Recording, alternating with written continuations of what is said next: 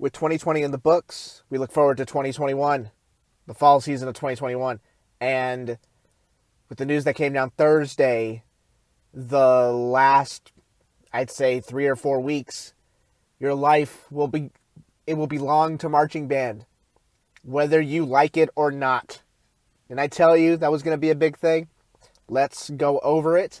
Let's go over the information the UIL dropped on our heads like an anvil on Thursday, and let's go ahead and see what that means for the 2021 season. With that being said, good morning again, Daniel Valdez again. It is a pleasure and honor to talk to you on this rainy Saturday morning. I hope you're doing well, hope you're safe, hope you're doing well, and I hope you're doing safe. Do safe good. All right, let's talk about this. Breaking news, University Interscholastic League has stated that they will have all conferences participate in the UIL 2021 State Marching Band Championships. Now, what does that mean exactly? Well, it means this. It means there will be a 1A marching contest next year. There will be a 2A state. There will be 3A state, 4A state, 5A state, and a 6A state marching contest. Yes, all conferences will have a state marching contest next year. It's the first time, I believe, in like 30 years that conferences are going to have consecutive years of all state, or all conferences are going to compete in a state contest in the same year. So let's talk a little bit about this. How did this happen? Well, pandemic happened. It even says it on the UIL website. The even numbered conferences had to go through the pandemic. There was limited participation. Therefore, we want to try to give everybody another shot. Just because there were so many programs, especially in the 6A world, especially the big schools, that like half the programs decided to not compete for one reason or another. So, to give them another opportunity to perform at the state marching contest, or at least attempt to get to the state marching contest, was a very big deal. On the call where the music committee got together and they went over rule proposals and stuff like that, this was a topic that was brought up. Do we allow the 2A, 4A, 6A conference? Because remember, it alternates. On the odd years, your odd-numbered conferences go 1A, 3A, 5A. On the even years, the even-numbered conferences go 2A, 4A, 6A. This was brought up. Do we allow the even-numbered conferences to do state in 2021, considering everything? It was limited discussion and you can go look up the meeting on YouTube because it's public information. The limited conversation that was happening at that point was overwhelmingly, yes, we have to give these students another opportunity. Because think about it. If you're a junior in high school, that means freshman year. If you're a junior in high school at a 6A school currently, freshman year you attempted to go or were at the state marching contest. Sophomore year was not your year to go to state, so you didn't participate in the state marching contest. Junior year, if your program was one of the 50% of the programs that decided to not compete, you didn't go to the state marching contest. And then your senior year is an odd-numbered year, so you didn't get to participate in the state marching contest anyway. So if you're a junior in high school at a 6A school, there is a heavy chance that you've only participated in the state contest once. And if UIL didn't push for this and try to get this passed, you would only get one chance, and that's it. It was very important to the UIL to make sure that every kid got at least 2 opportunities to go through the state process and attempt to get to the Alamo Dome in November. It was a very big deal for them. The next step in that, putting the rule proposals aside, they didn't decide anything. They didn't decide anything yet. But what they did was they said, "Hey, we gotta survey all the 2A superintendents, the 4A superintendents, and the 6A superintendents. Are you down with this? Are you down with doing state next year? Even though we already had it this year, but there was limited participation." From what I heard, overwhelmingly, the superintendent said yes. Yes, give us another state. Give us another chance to get everybody together for the state marching contest in 2021. So that is that. You're going to have all conferences at the state marching contest. So here's how that schedule is going to kind of look when we get to November. So the first week of November, the 5A, the odd-numbered conferences go. So you're going to have 1A state contest, 3A state contest, 5A state contest. It's going to be Monday, Tuesday, Wednesday. You can look it all up on the UIL website. The following week, the even-numbered conferences go. So it'll be 2A, 4A, 6A. Now, if you look on the website, 2A, 4A, 6A says site to be determined, and that everybody freaked out. Oh my God, site to be determined. Oh, it's not a Walmart parking lot. The reason they say that is because they need to get all the contracts signed, get all the paperwork buttoned up and signed, sealed, ready to go. Once that's done, then they can announce the Alamo Dome thing. If you had to ask me, honestly, 99% sure this thing's going to be at the Alamo Dome. 99% sure. But you just got to sign contracts and stuff like that. We see that all the time with BOA contests, site to be determined. It's usually at the same site that it always is at. If you're looking at a regional or anything, or a DCI event, whenever that comes back, if it comes back, we'll get to that later. But they just need to be able to sign and put all those contracts in there. That way they can say, "Oh yeah, we're going to be there, no problem." So that's how it looks. First week of November, Monday, Tuesday, Wednesday, because UIL doesn't do contests Thursday or Friday because of football games and stuff like that. Monday, Tuesday, Wednesday, first week of November, odd-numbered conferences go. Second week of November, Monday, Tuesday, Wednesday, the even-numbered conferences go. People are like, wait a minute, what does that do for Super Regional? Well, Super Regional's smack dab in between there. So, this is how it's going to look. This is how it's going to look. Oh my gosh, I wish, you should probably put it into a calendar and then just look at all of the solid bars that are there. Just telling you how much band is going to be involved in your life. Oh, my head hurts already, but it's a good hurt. It's a good pain. Here's what it's going to look like at the end of the year next year. 3A and 5A area contests are October 23rd. The 2A, 4A, 6A area contests are October 30th. Then you have the 1A, 3A, 5A state marching contest at the beginning of November. Then you have the Super Regional, which is going to be on that Friday, Saturday. Then on November 8th, 9th, and 10th, you're going to have 2A, 4A, 6A contest. Then you're going to have the Grand National Championships later that week. Put it into a calendar. That is literally 2 straight weeks of marching band, most of which is in the Alamo Dome. Oh, man. Isn't that hilarious? Isn't that great, kids? I know the directors are like pulling their hair out already. Like, what? I'm supposed to do what? Might as well just start selling my blood now. So think about that. October 30th, you have the 2A, 4A, 6A area contests. Then you have Halloween. Trick or treat safely. Then November 1st, 2nd, 3rd, you have your odd-numbered conferences go. Then Thursday, Thursday essentially is a day off for the Alamo Dome to like clean it and then like get all the crusty nacho cheese that's in the machine. Then then the 5th and 6th, that's going to be the Super Regional. Then you get a day off Sunday. And then November 8th, 9th, and 10th, that's 2A, 4A, 6A contest. Now here's the thing. With the way that it is set up, and it was intentionally done this way, I know that for a fact, it was intentionally done this way. When the 6A conferences go, or the conference 6A goes the second week of November, their prelims contest is going to be on Monday. It's going to be the same schedule that it was previously, pre-pandemic.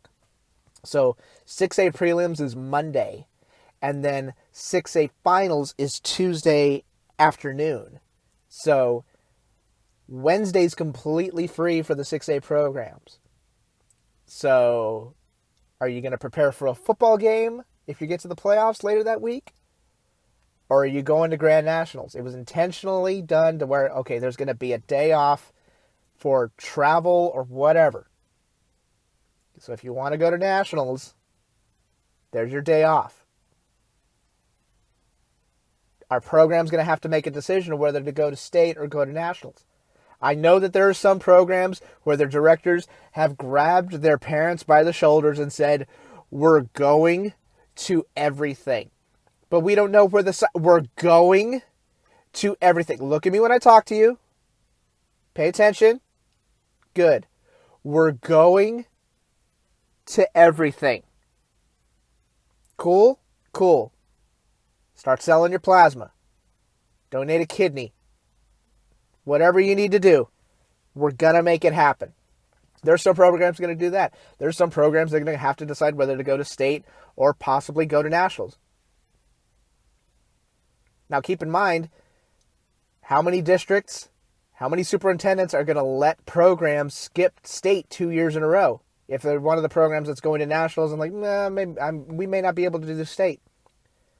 How many districts, how many superintendents are going to allow a program, if you opted out this year for state, 2021 is the makeup year for those who didn't get to a chance for everybody to have a normal year, hopefully. How many programs are going to say, hey, you got to go to state? You opted out last year.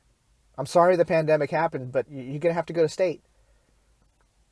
And then we'll talk about nationals if you're able to raise the money.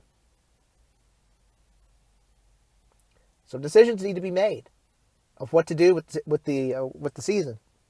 That's a lot of contests. It's a lot of band. It's a lot of missed football games, which doesn't appease the people in the suits very well.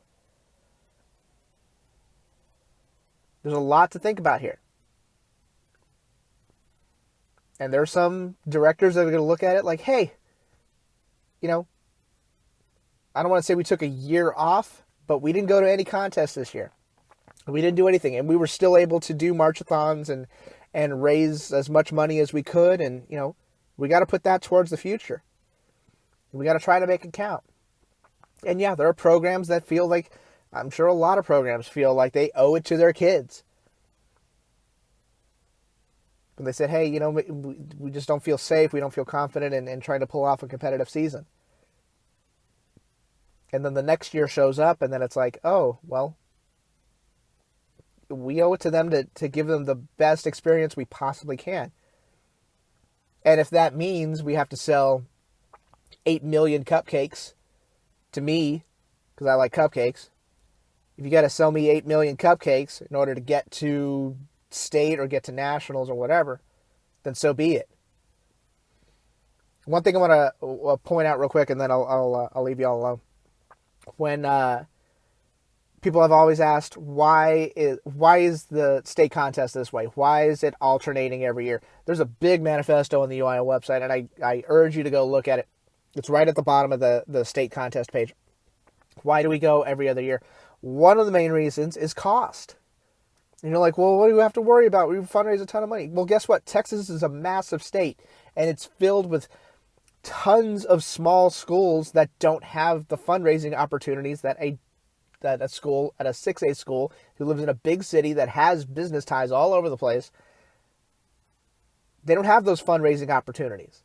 So the trip to state comes from the district. Now, don't get it confused with, the big schools building props and contraptions and buying electronics and everything. People always think that, oh, well, that stuff comes from the district and they're just rich schools and that's why they do well. That's a giant myth. All that stuff gets fundraised. But for the small schools, fundraising opportunities are limited. And decisions with the UIL have to take into account all the small schools that may not go to a BOA contest. And you may not have necessarily heard them before, but they get a say too. Cost coming down to the Alamo Dome and then staying for a day. I don't think people realize how much money it costs to put a band in a hotel. It's a lot. I used to work in the hotel industry. It's a lot of money. And with hotels, just desperate for business, desperate to get kids in, to get people in the door, it can cost a lot of money. So those decisions have to be made for everybody, not just the big 5A, 6A schools, especially when you get down to the fine arts stuff. And plus, UIL has always said, We don't want this to be a situation where we're thinking about marching band every single year. Now, there are some programs that do that, obviously, of course, and I love it because it's a wonderful product for me to sit back and watch and listen to. But that's on there too, saying, hey, we want 1 year where you focus on the state marching contest, and the next year you're focusing on honor band recordings. They've said that for years and years and years. The other big question is, if 2021 goes off well, does UIL make the change? Do they go permanently state marching contest every single year? Would it be difficult to pull off? Yeah. There's a lot of schools here. That's 2 weeks worth of state contest. So, do they do that? Now, what UIL mentioned in their little meeting was when 2A switched over, I can't remember if it was a 2A or 3A conference that had because they were switching over from going from odd years to even years, or even years to odd years, I'm not sure. But when they were switching over, they had a brief 2-year period where they had state contest in consecutive years. They said when that happened, there was not this clamoring from the 2A programs that saying, hey, we want state every year. The smaller schools kind of like, hey, we focus on the state marching contest 1 year, and then the next year we focus on small school honor band or whatever. So that's going to be something to be seen. 2A programs may not necessarily want that, but the 6A and 5A schools may see like, hey, we want state contest every year. That's going to be a discussion later on. We're going to have to go through the entire process. We got to get through this year. Why don't we get through the school year? Let's get through the school year. Let's try to survive. Let's try to live our lives as best as we can. Let's just try to get through the school. Let's get through graduation. And then we'll figure out the UIL process and what it means for 2022 and 2023 and so on and so forth. But it's coming. 2021 is going to be one of the greatest years of marching band in the history of the activity. Think about it. All conferences, for the first time in about 30 years, all conferences are going to be at the Alamo Dome. Trying to figure it out. Trying to have the season that may have gotten taken away from them this year. So, it's going to be very interesting. We're going to see how it goes. And I can't wait. It's a lot of stuff. It's with state and the super regional and nationals and all that stuff. It's literally like 2 weeks of marching band straight through with like a day off in between somewhere in there. So I would start drinking coffee heavily. I think I'm going to start. I said I'm not much of a coffee drinker, but when I do, it's like concerning to people. Like people have, like they dial 911, and then when like the third pot of coffee goes down, they dial the other one. It's that sort of thing. So we'll see how that goes. But I think I'm done for the rest of the year. So we'll talk about DCI stuff, whether there's going to be a season or not, and which almost said something terrible. We'll talk about DCI stuff once the year turns over. So I'm done here. Merry Christmas, Happy Hanukkah, Happy New Year, happy all that stuff. If anything weird comes down, I'll jump back in. But other than that, I think I'm done for the rest of the year. Get ready for 2021. It's going to be an incredible year. Lots of marching band, lots of stuff to talk about, lots of programs and shows to go to and stuff like that. TexasBands.com will be there for you. I'll be there for you. I'm done here. I will talk to you next week or next year, I guess. Whatever. Just be safe. Take care of yourselves. Take care of one another. And let's be safe and keep moving forward. I'm done here. Talk to you soon. Take care. Adios. Bye-bye.